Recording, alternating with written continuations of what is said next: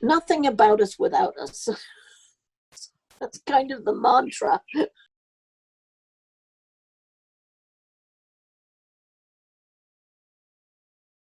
I have been a nurse since before ADA and since. I was not disabled when I went through nursing school, but at age 32, I was diagnosed with multiple sclerosis, and very shortly after that, I became permanently visually impaired. I interviewed for a job right when ADA started for a triage position where it was in a home health care agency. And it was so ironic the way it happened. When I went in to see the director of the healthcare agency, um, and I used my white cane, she said to me, "Oh no, I might be willing to hire someone who uses a wheelchair, but not someone who's blind." And that was right when ADA was starting. And I knew exactly what she had done was not right, but it was just too early when the ADA was first enacted. Originally, I went into school. I did not disclose that I had one hand when I applied, which you don't have to. And I never thought there was a reason to, because I have done everything in my life. Prior to that, I played rugby. I was doing swimming, tennis, I never had an issue doing anything. When I went to the school, when I was in one of their the dummy clinical simulation labs, they called me to the office and said, you have to take this exam, basically saying you have to take this exam, seeing if you can complete these nursing skills that I've never learned before, because it was only my first week of school. And you have to be able to complete them by tomorrow in this lab with like 2 other professors, and no one else was taking this exam. I had no idea of my rights. I had no idea about anything. And they were like, well, you don't have to do it perfectly. You just have to have the potential to do them so you can complete the program. And I was like, well, I don't know. I guess that makes sense. So I took it, and it was scary. Like, they really actually expected me to do it perfectly. And these were like very high level nursing skills, like suctioning, putting in a Foley, doing subcutaneous injections on a baby. Like, it was just all very, very high level nursing skills that you learn probably your 4th semester, 3rd semester. And I had to do it my first week of school.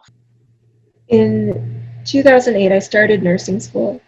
And later that year, I was in a traumatic accident that left me with a spinal cord injury, and I'm now paralyzed from about the shoulders down. While I was in the hospital, I realized that nursing was still what I really wanted to do. I didn't want to change my career path. I didn't want to try anything else. Nursing was truly my passion, and I wanted to go back to school and finish the degree that I had started. When I was released from the hospital, I had the opportunity to get right back into the next semester, which was only about a week after my release date. But the nursing school that I was in had a lot of questions, which, fair enough, I had a lot of questions too about how I could possibly go back to school in my condition, learn the skills and the knowledge that I needed to be a nurse, and to eventually graduate and get a nursing job while in a wheelchair and trying to, just figure out what that would even look like. With all of the questions that I had, all of the doubts that I had and other people had, nobody had a good concrete reason of why it couldn't happen. There was just a lot of uncertainty around it, but there was no solid reason for why I could not graduate and become a nurse.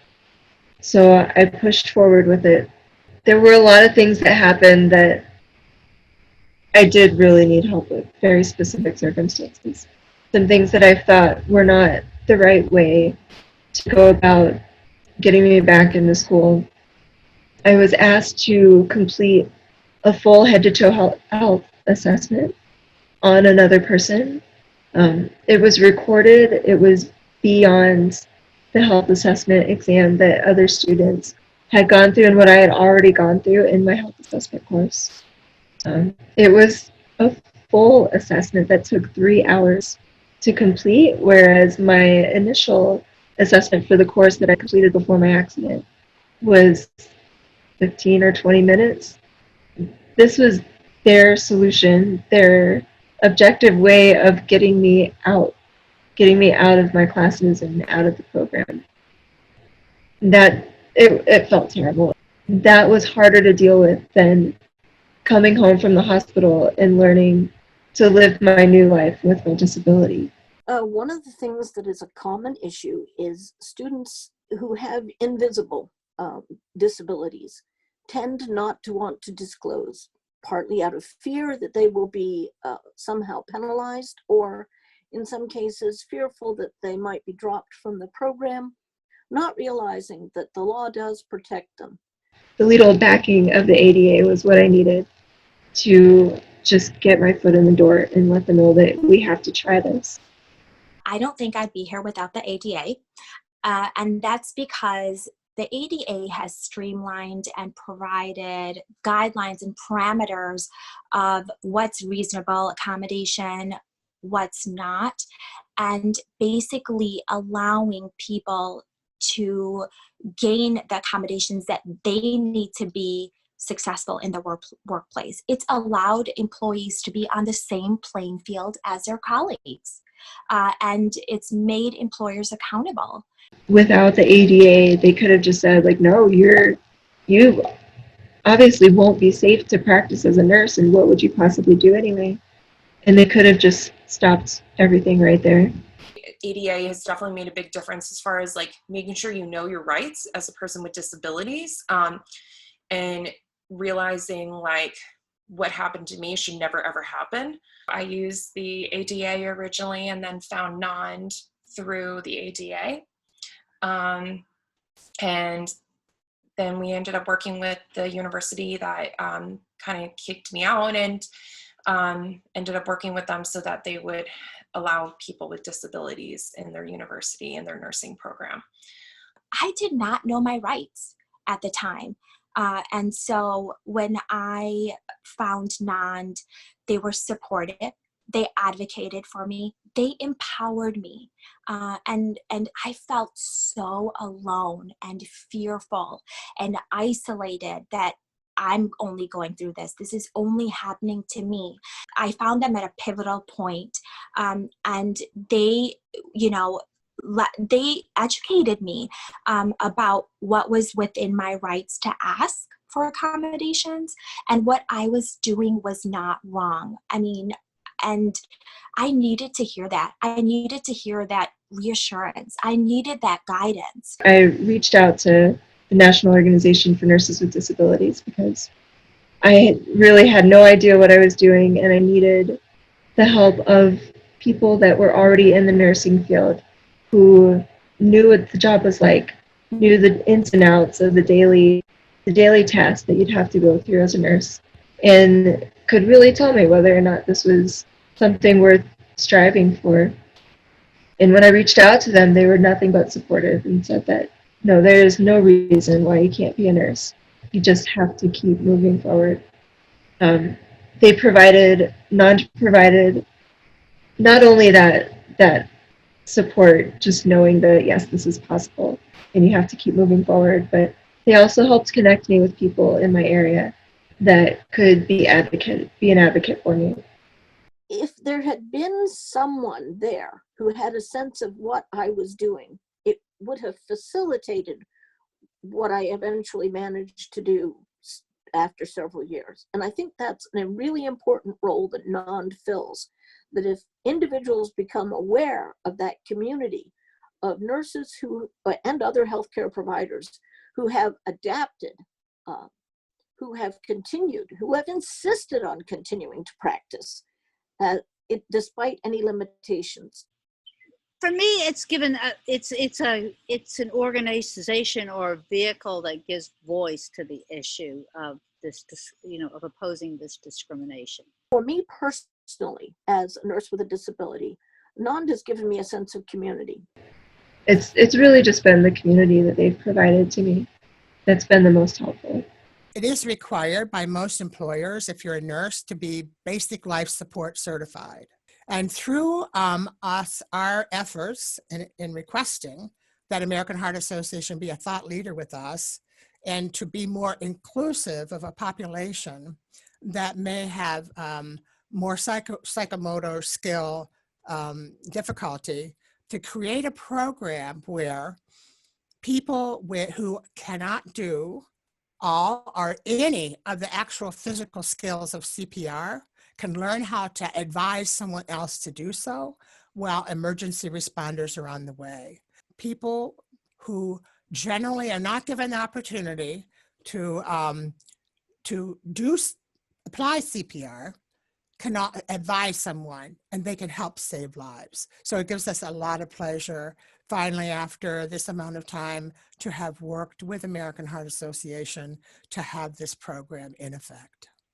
I feel like our directors have gone through so much to get where they are that we have this fire in us to help other people and empower and mentor, because if we can do it, you can do it. And I feel like when people are going through challenges or obstacles, it can be very isolating, like I referenced previously, and knowing that you have emotional support, knowing that you have resources, and us being able to guide other people in the disability community with that is so rewarding. The same kind of anger that I felt initially when the nurse said, and nurses with disabilities should retire, or when somebody told me that I was not employable, has occurred within most of the members of our board of directors that have experienced some very blatant discrimination. And although it's devastating, they all felt the same way. This is not right. Something has to be done about it, and that we don't want anybody else to have to go through what we've experienced. So that's what I believe the passion drives our mission. And we have our members of our board and advisory committee members. They work the evenings, they work weekends, they will work holidays, they work in the middle of the night on behalf of our organization. And that's a very unusual thing. So it has to be the passion that is driving our nurses and other members of our board to do the work, because they see what's happening over time is creating change. I think everyone's passionate just because everyone went through a situation where they were discriminated against because of their disability. We just have so many people in our organization from so many different kinds of disabilities that got discriminated against, whether they didn't have the disability prior to being a nurse or nursing school and then developed it later and then had to change career paths because what they were doing didn't work for them anymore, and how to advocate for yourself and use the skills that you had prior and your newfound skills in order to help others as a nurse still. Others like myself, couldn't get into nursing school because of their disability, or some people can't get jobs because of it. So we all have high passion to help others realize you are not alone.